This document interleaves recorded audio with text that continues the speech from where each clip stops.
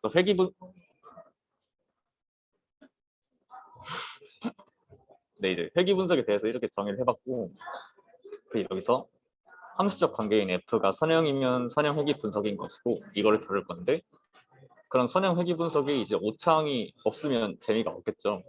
그리고 선형 회귀를 제 나름대로 해석해보면 어떤 저희가 모르는 어딘가에 있는 데이터가 생성되는 메커니즘이 있겠지만 우린 모르고 그거를 선형으로 간단하게 해석해보려는 시도가 선형 회귀라고 저는 해석했는데, 그런 거에 대해서 말씀해 주실 거 있으면 말씀해 주시면 감사하겠습니다. 그리고 선형 회귀는 이제 저번에도 정규 형이 말씀해 주셨듯이 조건부 기대값인데, 결국엔 그런 거에 대해서 관심 대상이 Y고 주어진 정보가 이렇게 X1부터 XB까지 설명 변수가 있고, 그거에 대한 회귀 개수들이 영향력으로서 베타1부터 베타 P가 있고, 그리고 그것에 대해서 그 민 리스폰스 조건부 기대값이 산출되는 그런 모델이라고 설명을 할 거고, 그다음에 이제는 오차항에 주목을 해볼 건데, 여기서 예시에 보이듯이 주택 가격이 이렇게 회귀 분석식으로 나와 있으면 여기다가 그냥 방해수랑 지하철역 거리 다 넣으면 값이 땡하고 나오는 거잖아요. 근데 그거는 이제 민 리스폰스일 뿐이고, 그러니까 평균 반응일 뿐이고, 만약에 저희의 모든 데이터들이 여기에 직선상에 모조리 위치한다면 그 선형회귀는 이제 오차항이 없는 식이 될 텐데, 현실에서는 이제 그런 건 절대 없는 것이고, 그래서 이런 오차가 왜 있을까에 대해서 살펴봐야 된다고 했고요. 그에 대한 이유로는 첫 번째로 주택 가격이 이제 이런 위에서 써놨던 두 개의 예측 변수 이외에도 영향을 많이 받겠죠. 예를 들면 시공연도나 화장실의 크기나 그런 것. 그다음에 두 번째 이유로는 이런 예측 변수 이외에 변수들이 영향이 없다고 하더라도 어떤 현실 세계에서 일어나는 그런 운이나 우연, 그런 어느 정도의 랜덤리스가 있기 때문에 오차항의 그런 것들을 반영해 준다고 해석했습니다. 그다음에 이제 오차항에 대한 가정을 볼 건데, 오차항에 대한 가정이 이렇게 나오잖아요. 그래서 이거를 하나하나 뜯어 보려고 했는데, 정규성은 이제 단차가 정규분포가 되는 것이고, 독립성은 오차들이 서로 영향을 주면 안 되는 건데, 저희가 그 18년도에 했던 자료 보니까 이런 오차항에 대한 가정들이 위반되면 어떻게 되냐, 그런 거에 대한 설명한 게 있어. 그거를 가져와 봤습니다. 그래서 뭐 이런 오차의 평균은 왜 0이어야 되냐, 그리고 오차항은 왜 독립이어야 되냐, 그리고 정규성 가정과 등부상성 가정은 왜 있냐, 그런 것들을 한번 생각을 해봤고 그에 대한 이유를 써봤습니다. 그다음에 예측 변수가 이제 이렇게 되고 회귀 개수 이렇게 되고 자료 개수 n개 이렇게 있을 때 우리가 어떤 연립방 정식 형태로 이렇게 쓸 수 있잖아요. 그래서 이걸 이제 횡렬로 표현해서 이렇게 y는 x베타 더하기 오차 이런 입실로, 네, 이렇게 행렬로 바라본 다음에 기하 파트로 넘어가려고 했습니다. 이제 기하 파트 하기에 앞서서 이건 이제 그 경훈이 형 옛날 자료에 있던 건데요. 벡터 미분에 대한 선행 지식이 좀 있으면 좋을 것 같아서 이런 것들을 넣어봤고, 이런 거를 간단하게 설명한 다음에 이제 잔차 제곱합을 최소화하는 그런 LSE에 대해서, 네, 이런 그림을 들고 와갖고 이제 이건 경덕이 부르고 있던 건데요. 이렇게 행렬을 풀면, 그리고 행렬 계산해보면 위에 있던 벡터 미분 토대로 해보면 y 햇은 hy가 된다. 그리고 h는 이제 정사형 행렬이다. 그래서 이런 거에 대해서 이제 h를 바라볼 건데, 이 그림에서 y 햇은 이 RSS를 최소화시키는 그런 뭐 여기선 벡터라고 볼 수 있으니까 이 y를 컬럼 x의 컬럼 스페이스에다가 정사형시키는 게 되겠죠. 그래서 h 행렬은 이제 프로젝션 매트릭스 정사형 행렬이 되는 거고, 이런 성질들이 있겠죠. 이렇게 다양한 성질들이 있는데, 이런 것들을 이제 직관적으로 여기 노란색 그림에서 약간 보여주는 식으로 하려고 생각 중입니다. 네, 여기 있는 뭐 오차 그 EI랑 뭐 XI가 수직이다 그런 것도 저 그림에서 직관적으로 보여주려고 하고요.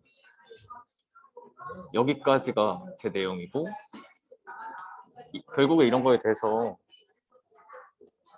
그 민 리스폰스가 어떤 메커니즘에 의해 생성되는지는 그러니까 민 리스폰스가 아니라 그 실제 참값이 어떻게 생성되는지는 알 수 없지만 그거에 대해서 우리가 가지고 있는 데이터를 토대로 회귀 개수들의 참값을 추정해 보는 게 선형회계의 목적이고 네 여기까지 하고 경덕이가 이제 그 다음 내용을 발표하기로 했습니다.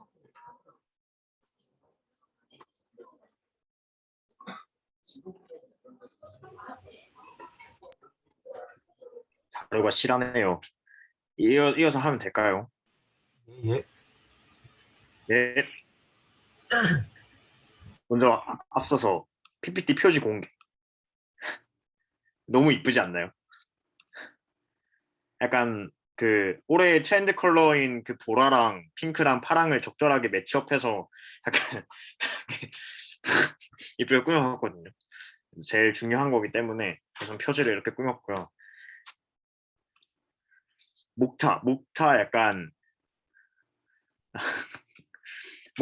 그 현도 감성, 약간 인간극장 감성. 이거 TVN 글자체인데 약간 좀 정감 있는 컨셉으로 가기 위해서 약간 첫 발표니까 그런 걸 최대한 실으려고 노력을 했습니다. 네, 그러니까 그다음에 내용 우선 저랑 현도가 정리한 거 PPT에 옮길 건데 옮기기 전에 저는 우선 오늘 어떤 발표 내용 어떤 거 들어갈지는 제가 블로그에 정리한 내용 토대로 말씀을 드릴게요. 참고로 제 블로그 주소는 stat.덕 깃북 닥 아이오니까 여러분은 다 머리에 이렇게 저장하시면 될 것 같습니다. 최근에 제가 부족한 영어 실력으로 굳이 한글로 적혀 있는 거 다 영어로 바꾸고 있어서 약간 그 좀 말이 안 되는 말들이 있어도 이해해 주세요. 그래서 아까 이전에는 그 현도가 뭔가 선영 지난 시간에 규민이가 담배량 관한 얘기를 하고 현도가 이제 담배량에 대한 초석을 이렇게 쌓아줬었다면 저는 이제 오 뭐야 저는 이제 그 담배량 이후에 대한 얘기를 할 건데 먼저 첫 번째로 그 베타에 대한 얘기를 조금 해보려고 합니다. 베타 얘기를 하면서 이제 결국 에러 가정을 노멀로 깔았기 때문에 베타 햇으로 추정을 할 때 y가 들어있잖아요. 근데 y는 에러를 포함하는 식이고 그러면 어쩔 수 없이 베타 햇도 분포를 따를 수밖에 없다. 에러랑 관련된 분포를 따를 수밖에 없고 분포를 따르니까 거기에 해당하는 모수 베타랑 그 민이랑 베리언스에 관해서 우리가 조금 어떤 거를 가진지 생각을 할 수 있고 이런 식으로 나오는데 그러면 지금 베타 햇이라는 게 모수가 우리가 모르는 베타랑 시그마 제곱이 있잖아요. 근데 이제 모르는 게 두 개나 있으면 얘네들을 동시에 이렇게 검정을 하거나 실내구간 구할 때도 두 개가 있으면 다별량 버전으로 구해야 되니까 그렇게 하지 말고 y 햇을 먼저 추정을 해서 우리가 unbiased estimate을 만들기 위해 n으로 나누지 말고 p 플러스 1을 빼줘서 이렇게 나눠주고 뭐 걔네들 시그마 햇 제곱이 이렇게 구성이 되면 얘는 또 칼스퀘어 분포를 따르게 된다라는 내용을 쭉 하고 뭐 검정에 사용할 수 있다까지 얘기를 할 예정입니다. 그럼 이제 베타햇 내용이 나오고 그럼 베타햇 LS가 좋은 추정치인가에 대한 설명을 가우스 마르코프 시오리움 그 위키에서 증명을 긁어왔거든요. 그거를 통해서 이렇게 설명을 할 예정입니다. 그 증명 방식을 그 최적 베타햇 LS랑 그 다음에 이미 unbiased estimate 베타 틸다를 가지고 와서 두 개가 expectation 똑같은데 베리언스 값을 차이를 했을 때 이 해당하는 게 지금 행렬꼴이니까 positive semi definite 꼴을 가짐으로 뭐 항상 그 얘네가 더 베리언스가 크다라는 식으로 증명이 나와 있습니다. 아마 증명 하나하나를 시간 보고 시간이 좀 모자란다 싶으면 하나하나 하고 넘친다 싶으면 아니면 좀 빠르게 넘어갈 것 같습니다. 근데 이제 항상 이런 우리 리스트 스퀘어 에스티메이트이 항상 좋은가? 라고 하면 또 사실 그건 아니거든요. 그래서 어떤 얘기를 하고 싶었냐면 어디 갔지? 잠시만요.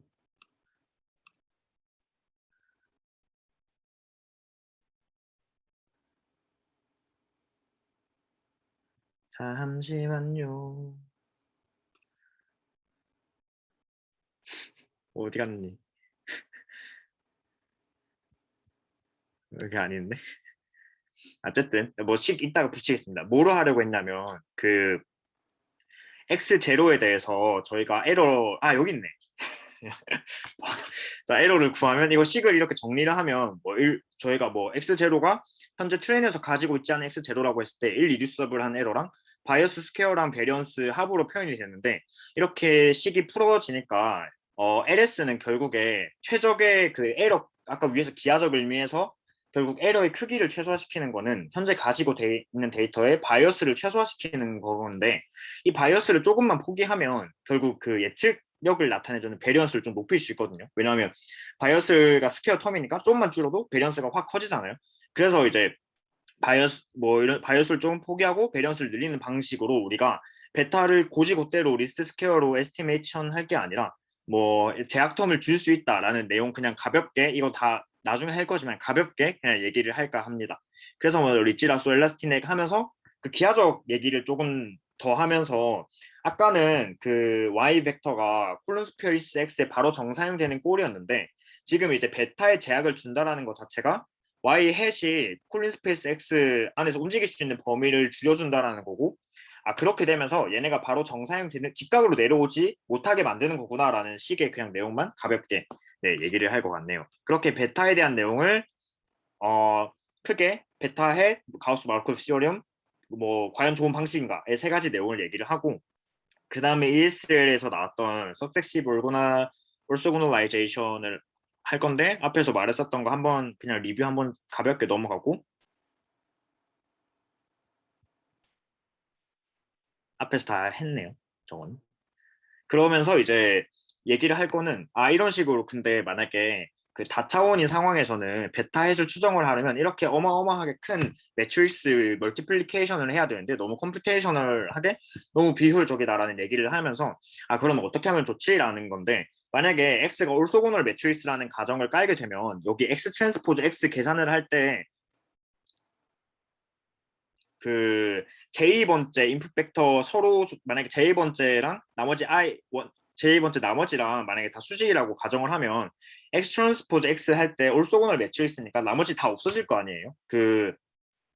그래서 그 얘네만 남고 결국 j 번째만 남으니까 얘가 분모로 가고 그 j 번째만 남으니까 이렇게 가게 되는 거고 그러면 만약에 이거는 제가 뭐 나중에 더 그거 하면 되니까 그럴 때 그러면 j 번째 베타를 추정하려면 이너 프로덕트만 계산을 하면 된다. 그렇기 때문에 밑에서 그러면 그 올소고널 매트릭스의 성질을 잘 활용하면 베타를 훨씬 더 쉽게 추정할 수 있지 않을까라는 얘기를 하고 근데 우리가 가지고 있는 데이터에서 올소고널하게 데이터 주어진 경우는 거의 없으니까 실제로 그걸 올소고널라이제이션을 해야 된다라는 얘기를 하고 그거를 Z라고 표현을 합니다라는 식으로 위에서 말했던 그랜 슈미트 정리를 사용합니다라는 내용으로 정리를 할 것 같네요. 네.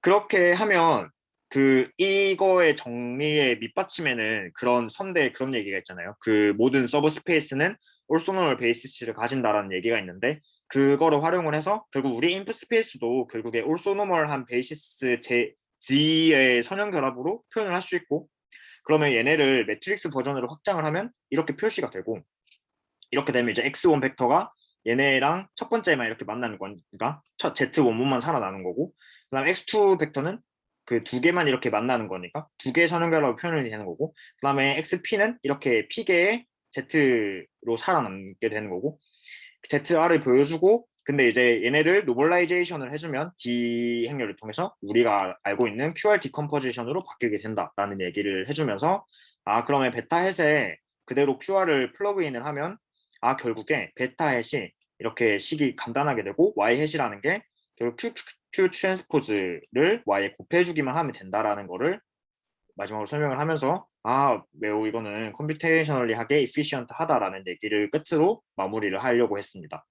그 이거 얘기하고 퀴즈 그 숙제는 아까 현도가 말했었던 ISL 하나랑 ESL에서 나오는 3.4 하나랑 그 다음에 코딩 짜는 거는 리니어 리그레션 다별량 버전으로 실제 코드를 파이썬으로 짜는데 넌파일만 사용해서 한번 짜보는 형식으로 하고 데이터셋은 이제 저희가 하나 찝어가지고 이렇게 주고 데이터셋 들어가면 본인이 짠 모델에서 바로 출력값 이렇게 나올 수 있도록 하는 뭔가 과제를 주려고 합니다. 네, 여기까지. 그 혹시 코딩 과제 말씀하신 거 네, 아까 방금 네. 화면에 나온 게 미리 짜보신 건가요? 아 저는 옛날에 짠 거 있어가지고 아, 답은 네, 네. 왜요? 그냥 준비 잘해가지고 훌륭하네요. 네, 그, 어, 네. 말 더 해주세요. 네. 뭐 정규 형 혹시 하실 말씀 있으신가요? 준비를 둘 다 너무 잘 해주셔가지고 그냥 저는 뭐 이대로만 잘 해주셔도 될 것 같은데 뭐 다른 분들 생각을 좀 듣고 싶네요.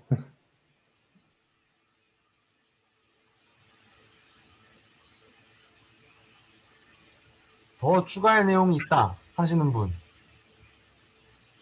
근데 이게 사실 지금 첫 그 3.12 그 정도라서 그래서 짧게 끝난 거겠죠? 이거 계속 이러면 안 될 텐데. 좀. 맞아. 근데 실제 발표할 때는 좀 더 길어질 것 같긴 한데, 근데 준비하면서 뭔가 내용이 많다는 생각은 안 들었다. 이게 첫 주차는 첫 주차라 그렇다 쳐도 다음 주에 서브셋 셀렉션은 조금 내용 뭐 넣을지 더 고민해보면 좋을 듯. 주제를 차원 축소에 맞추다 보니까 내용이 오히려 줄은 것 같아. 약간 근데 행렬 같은 게 이번에는 좀 많이 나오고 또 처음 나오잖아요. 저희 세션에서 지난번에는 행렬 없이 했는데 또 행렬이 나오다 보면 좀 아무래도 안 들은 행렬 잘 모르는 사람도 있기 때문에 그 부분에서 설명을 더 해주셔다 보면 더 오래 걸리지 않을까요? 시간이 약간. 아니, 그러니까 익숙한 사람들은 네네. 익숙할 텐데 안 익숙한 사람들은 너무 안 익숙할 테니까.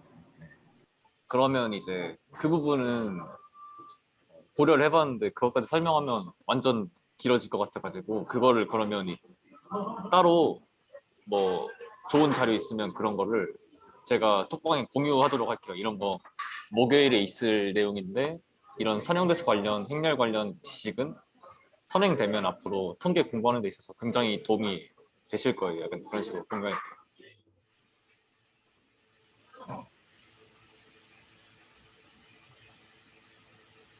그리고 네, 퀴즈 좋네요. 있잖아요. 퀴즈. 그 뭐였죠? 정규형 나오는 문제. 정규. 아, 어, 이거 왜 정규인지 한번 여기서 말씀해 주실 수 있나요? 규민님 생각은 어떤데요? 네. 저 몰라서 물어보는 거잖아요. 그 찾아보니까 정규가 그러니까 정규형이 아니라 그 정규가 그 노말이잖아요, 영어로. 근데 노말이 그 이제 정규 분포할 때 그 정규가 아니라 그 기하 쪽에서 노멀로 쓰이면 그게 수직 퍼펜디큘러랑 동치어더라고요. 네, 그래서 이제 정규 방정식에서 우리가 아까 컬럼 스페이스에 정사용한다 그런 내용들이 있었잖아요. 이제 컬럼 스페이스의 수직이다 그런 거 EI가. 그래서 그런 의미에서 정규 방정식이 됐다고 이학표 교수님이 말해주셨다고 저도 전해 들었습니다. 네, 네. 이렇게 하면은 그 2시간 혹은 1시간 반 이렇게 해서 잘 채워지죠, 시간이. 시간은 문제 없을 것 같고, 네. 네, 시간은 문제 없을 것 같은데, 근데 지금 다음 주 내용이 너무 없어가지고 걱정된다는 말씀이시죠? 두 분 다.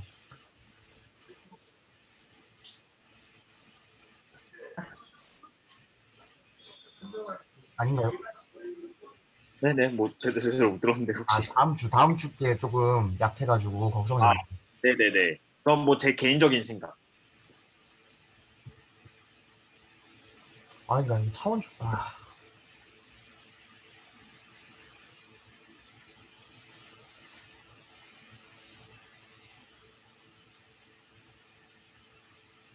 그 점은 또 더 생각을 해보겠습니다. 다음 주 발표가 저랑 정민님이니까 어차피 이제 생각을 해야 되니까 열심히 생각해서 번뜩이는 아이디어 한번 내보겠습니다. 뭐 3주차 거 합쳐서 하셨면 아닌가요? 그럼 3주차는 리찌라쏘 말고 딴 걸로? NMF 같은 뭐 다른 행렬 분해 방식을 소개를. 네, 알겠습니다. 그것도 좋은 방법이에요. 근데 이게 뭐 다 같이 짧게 끝나고 좋긴 한데 이게 이래도 되겠죠? 뭔가. 혹시 오늘 말씀하시는 거예요? 네네네. 앞으로도 이 정도가 그럼, 되지 않을까 해서. 그러면 살짝 발제자분들이 싫어할 수도 있긴 한데 뭔가 발표 추가해줬으면 좋겠다? 아니면 오늘 얘기하면 좋겠다 싶은 게 두 가지 정도 있는데 말해도 될까요? 좋습니다. 그냥 제가 보면서 살짝 헷갈렸던 거? 그런 건데 화면 공유하고 말할게요. 이게 그냥 제 회기 필기거든요. 근데 여기 잠시만요. 이게 입실론 항이 인디펜던트 하거나 언코릴레이티드 되다랑 여기 10호 쪽쯤에 여기 단차랑 오차 사이의 차이점 같은 거를 잘 짚어주셨으면 좋겠다 라는 의견이 살짝 있습니다. 그리고 두 번째로는 그냥 제가 신기했던 건데 그 현도님이 중점적으로 설명하시겠다고 한 게 이 부분이잖아요.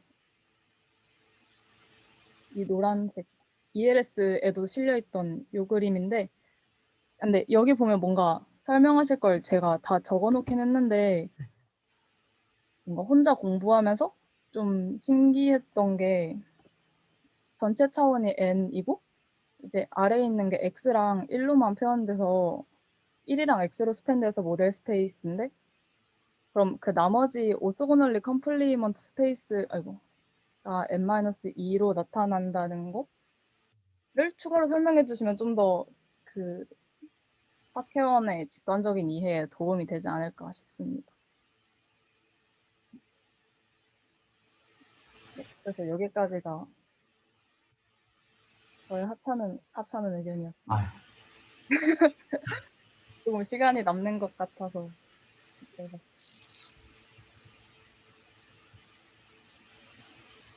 그 의견 감사드리고 잔차와 오차 사이 관계 일단 그 투자 먼저 말씀드리면 그거는 이제 내용에 추가를 하겠습니다.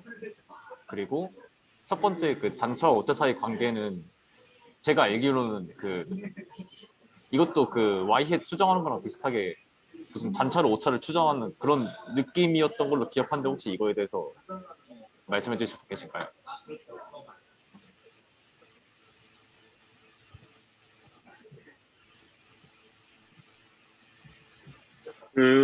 아까 인디펜던트 얘기랑 좀만 더 생각을 해보면 결국 잔차는 모델을 적합하고 나서 나오는 그 뭔가 오차의 리얼라이제이션 버전이라고 생각을 하면 되나요?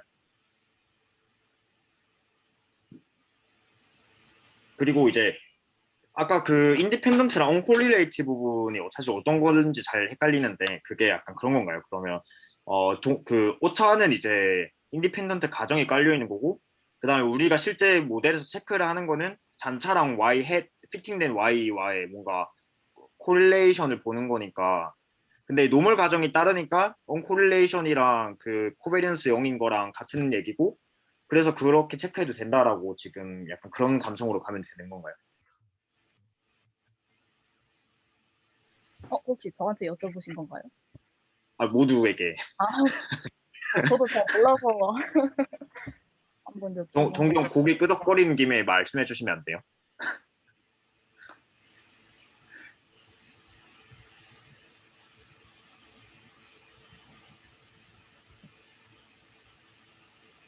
마이크가 꺼져 있어요. 네, 뭐 어쨌든 기본적인 오차의 가정이 결국 노말 0 시그마 제곱에서 시그마 제곱 뭐 i라고 볼 수도 있는데 거기서 출발을 하잖아요. 그러니까 방금 경덕이가 말한 게 저도 그러니까 그 코베리언스에 대한 얘기를 결국 이제 정규성이니까 인디펜던트랑 어쨌든 뭐 필요 충분 조건이기 때문에 그냥 똑같다고 이렇게 생각을 해도 될 것 같아요.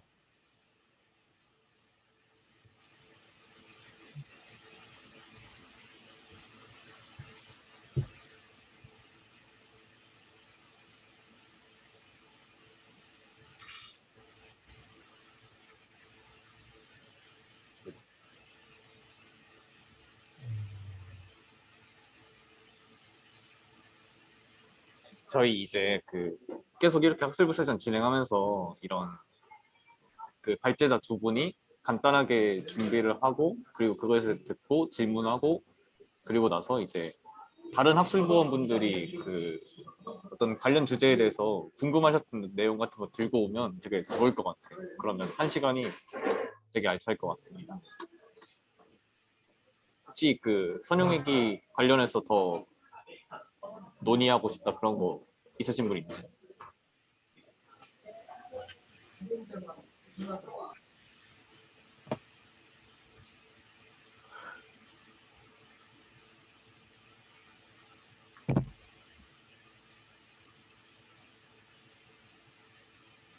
확실히 처음 이 선형 회기라서 없으신 게 아닐까 하는 너무 쉬우신가 봐요. 그죠?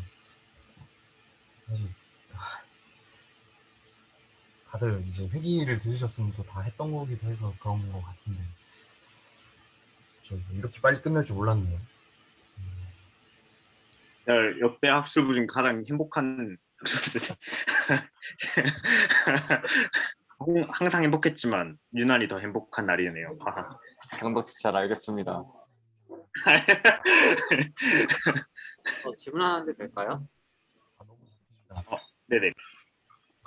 듣다 보니 갑자기 저도 이제 수능 얘기 들은 지 좀 오래돼가지고 기억이 좀 가물가물하지만 한번 질문 좀 하겠습니다. 정규 형님께서 말씀하신 게 결국에는 오차에 대한 가정이 분산이 시그마 i꼴을 따른다는 거잖아요. 다시 말해서 ij 칸에는 모든 값이 제로가 될 텐데 실제로 잔차를 살펴보면 그렇게 되지는 않잖아요. 잔차 간에 이제 코베리언스가 있는 경우도 있고 이런 경우는 이제 티어레티컬한 게 아니라 어쨌든 리얼라이제이션이 된 거기 때문에 어쩔 수 없이 이런 형태로 나타나게 되는데 제가 기억하기로는 이게 이제 약간 멀티콜리니아리티라는 도 약간 연결돼 있다고 생각하거든요. 근데 제가 기억하기로는 이제 문제가 되는 거는 완전히 x가 싱귤러 매트리스가 되면은 베타 햇을 추정할 수가 없는데 싱귤러가 아닌 경우 즉 코베리언스가 있긴 한데 충분히 역행률을 구할 수 있는 경우도 있잖아요. 그래서 이 세 가지 경우 그러니까 완전히 독립인 경우랑 그리고 코베리언스 어느 정도 있는 경우 그리고 완전히 이제 싱글러한 경우 세 가지가 있을 텐데 이 경우마다 어떻게 다르게 접근해야 되는지를 좀 알고 싶습니다.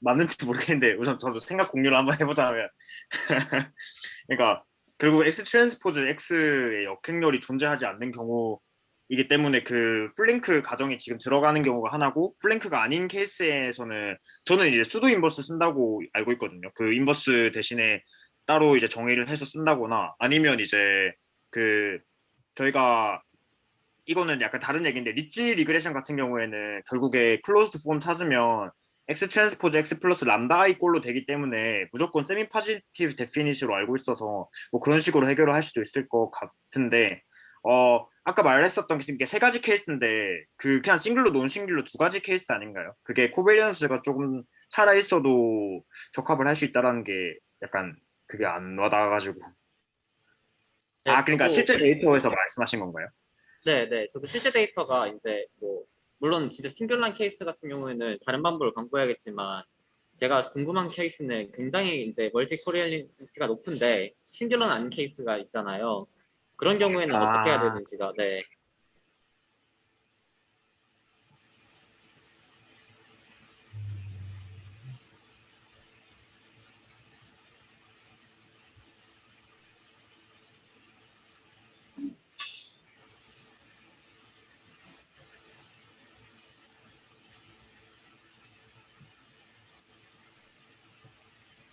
근데 이 부분은 그 말하다 보니까 리치라스 쪽이랑 저 연계가 큰 것 같아서 2주 뒤에 발표하시는 분이 좀 준비해 주셔서 제 궁금증을 해결해 주시면 감사하겠습니다. 그리고 여기에 사실 마침 저랑 수연이가 저번 학기에 들은 수치해석 내용이 생각이 나서 잠깐 공유할게요. 뭔가 비슷한 맥락인 것 같아서 아예 한 챕터가 리니어 리스트 스퀘어였거든요. 근데 이게 바로 여기서 이제 저희가 아는 이런 리스트 스퀘어를 하다가 아까 방금 재현이 형이 말씀하신 대로 얘네가 너무 그러니까 인버터블 하긴 한데 싱귤러에 매우 가까워서 에러가 큰 거죠, 계산을 할 때. 그럴 때 이제 어떻게 할지에 대한 내용이거든요. 그래서 여기까지는 뭐 정상적으로 하는데 어디냐. 그래서 되게 다양한 방법으로 어떤 그 연산의 테크닉을 쓰는 걸로 기억을 하고 있어요. 여기서는 아예 수치해석적으로 접근하면은 지금 제가 진짜 그냥 생각나는 대로 켜가지고 정확한 페이지를 못 찾고 있는데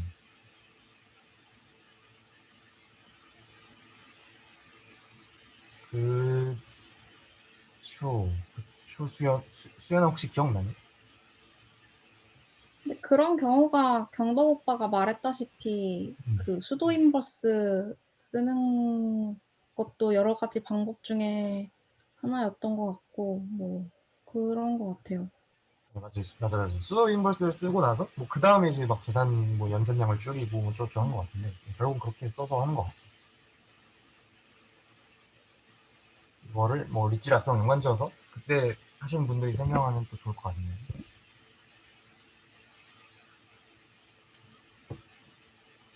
그러면 더 얘기하실 게 없으시면 오늘은 이렇게 마치고 아까 현도가 말씀해주신 대로 현도님 말씀해주신 대로 좀 저나 뭐 다른 학습원들이 더 심화해서 얘기할 수 있는 거를 좀 준비해 보면 좋을 것 같네요.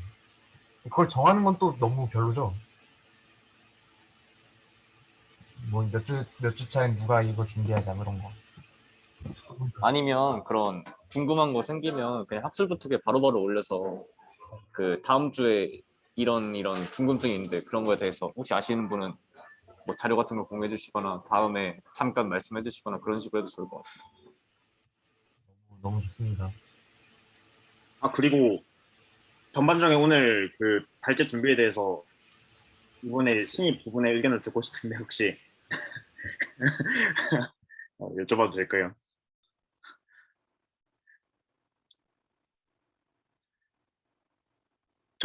정민님부터. 네. 제가 다음 차시 이제 발제하는 거로 알고 있는데요.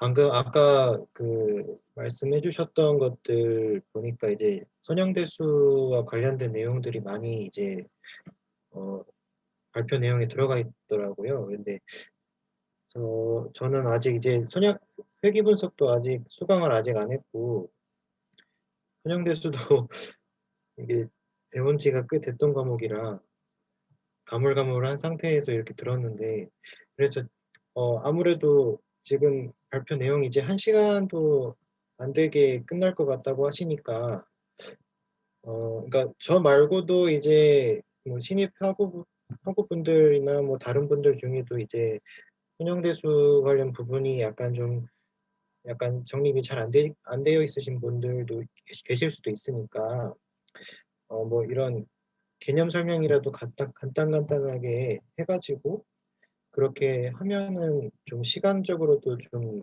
분량이 늘어나고 이제 저랑 이제 규민님이랑 이제 준비하게 될 때도 그런 거를 좀 추가해서 하면은 괜찮지 않을까 그런 생각이 들었었습니다.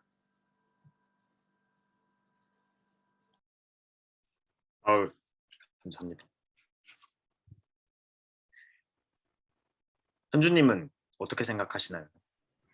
저도 그 선형 퇴수까지만 하고 회귀 분석은 아직 수강 안 해서 좀 이렇게 오늘은 좀 간단하게 얘기하셔서 이렇게 빨리 지나가서 그런지 모르겠는데 좀 약간 캐치업하는데 좀 약간 정신이 없었는데 아까 그 현도님이 말씀하시기를 뭐 괜찮은 그 행렬이나 그쪽에 대해서 괜찮은 자료 있으면 전날이나 이렇게 올려주셔서 그 개념이 좀 부족한 사람들은 그거를 보고 이제 베이스를 쌓고 나서 들을 수 있으면 훨씬 좋을 것 같아요. 그냥 바로 이렇게 가버리면 선영돼서도 저 약간 좀 가물가물해가지고 이게 막 빨리빨리 따라가야 되는데 그 내용이 심화된 내용이니까 근데 이게 어떻게 생각하다 보면은 내용 지나가고 이렇게 되버리면 어느 순간 약간 벙칠 것 같아서 뭔가 이렇게 좀 추가 자료를 미리 좀 공부할 수 있으면 좋을 것 같아요.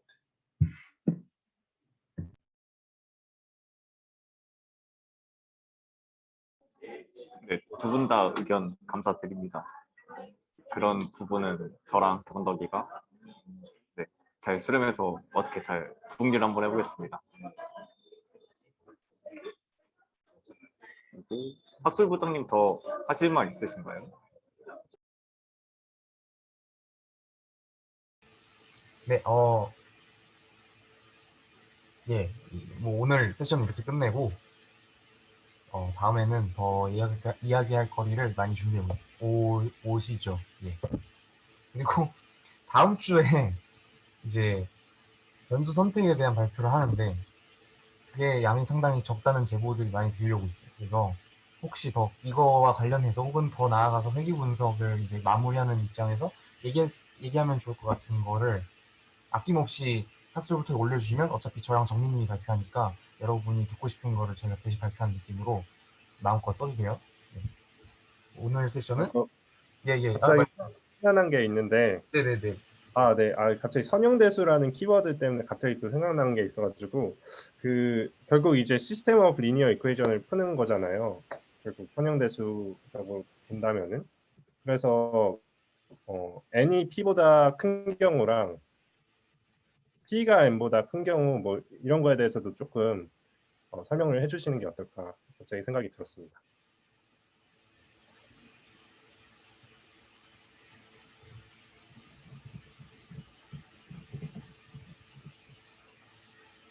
그러면 오늘 세션은 이렇게 끝내겠습니다. 여러분 고생 많으셨어요.